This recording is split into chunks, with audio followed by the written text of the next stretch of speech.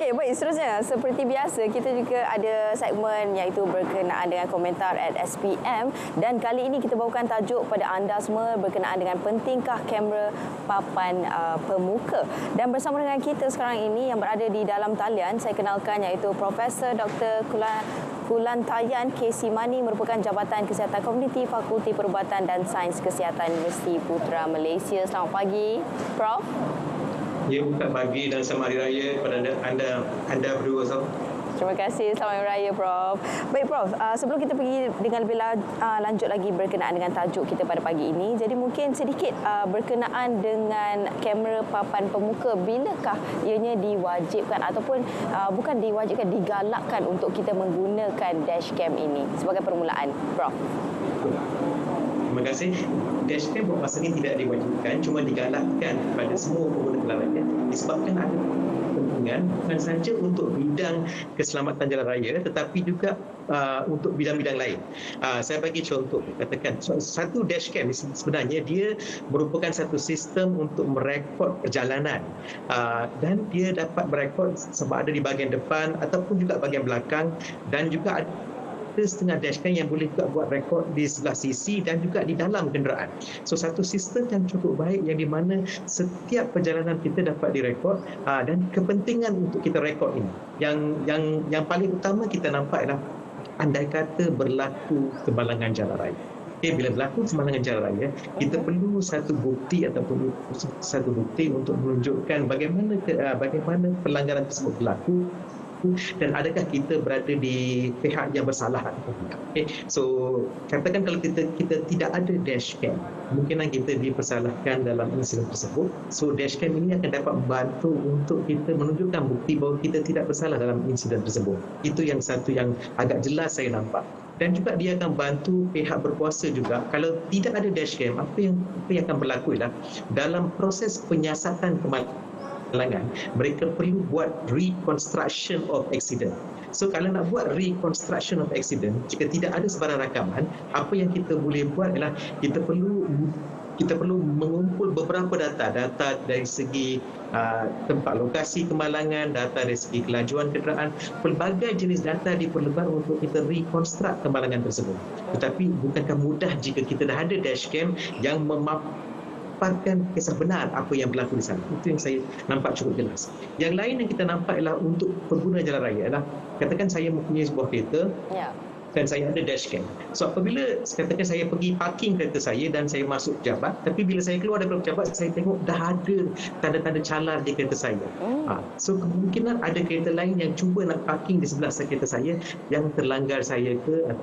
So dengan ada dashcam ni, dia dapat juga membantu kita untuk mengetahui jika ada kereta-kereta lain yang datang dan melanggar kita semasa parking, ataupun ada niat-niat yang kurang baik ataupun niat jahat yang cuba untuk mencalar kereta kita dari segi security. So yang kita panggil dari segi vandalism kereta.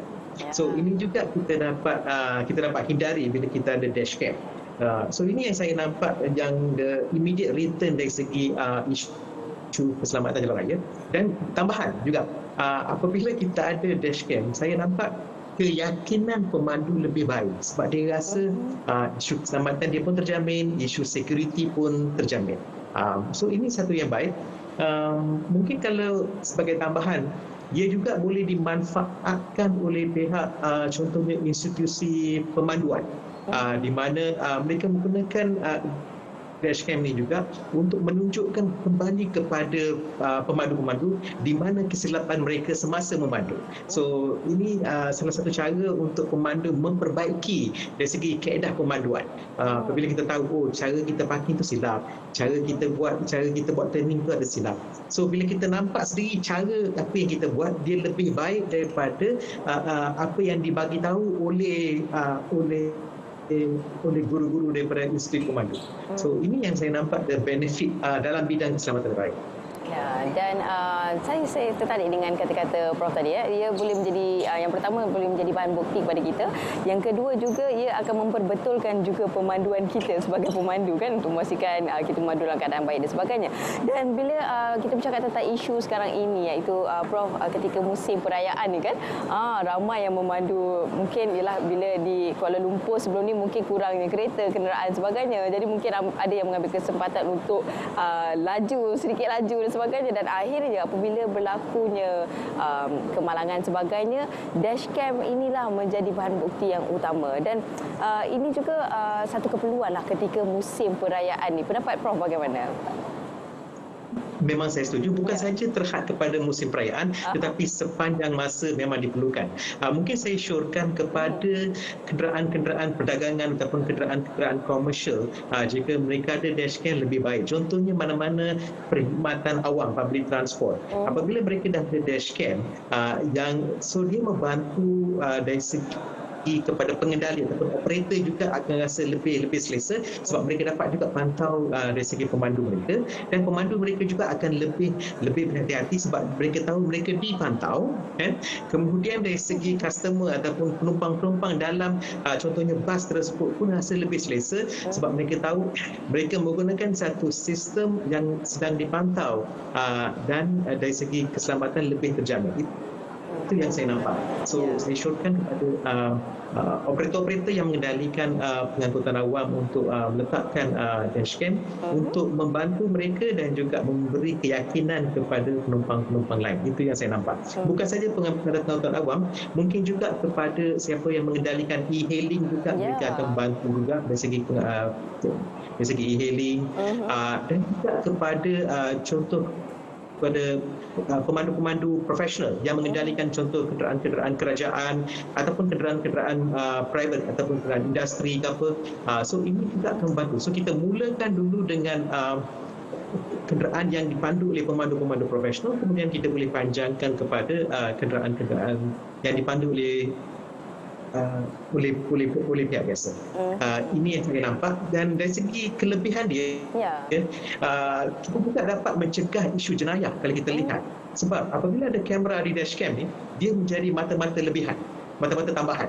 So dia dapat cegah jenayah sebab orang kadang-kadang menimbang, ada kamera, mungkin kalau saya buat silap ke, saya ada langgar peraturan, nanti dia akan rekod. Ini akan membantu bukan saja di bidang keselamatan tapi juga bidang jenayah lain, dan juga dari segi kes road bully pun orang akan bimbang. Betul. Kalau dia ada insiden road bully, bahaya juga kan. Betul. Jadi itu antara kepentingan lah, bahan bukti yang boleh kita merakamkan dan boleh beri pada pihak berkuasa. Dan sedikit mungkin ada ucapan untuk sempena Hari Raya ni, Prof, sikit kepada semua yang menonton untuk hari ini. Alright, untuk selamat Hari Raya kepada semua pengguna jalan raya, dan untuk memastikan perjalanan kita sentiasa selamat, saya mohon 3 perkara. Pertama ialah kurangkan kelajuan dan patuhi had kelajuan, dan bagi yang menggunakan kereta, tolong pastikan anda menggunakan tali pinggang keledar, tidak terhad kepada pemandu tetapi juga penumpang depan, dan yang paling penting jangan lupa semua penumpang dewasa di tempat duduk belakang. Dan paling akhir ialah pastikan ada jarak yang selamat di antara kenderaan anda dengan kenderaan di depan. Terima kasih. Baik, terima kasih diucapkan kepada Profesor Dr. Kulataya yang merupakan Jabatan Kesihatan Komuniti Fakulti Perubatan dan Sains Kesihatan Universiti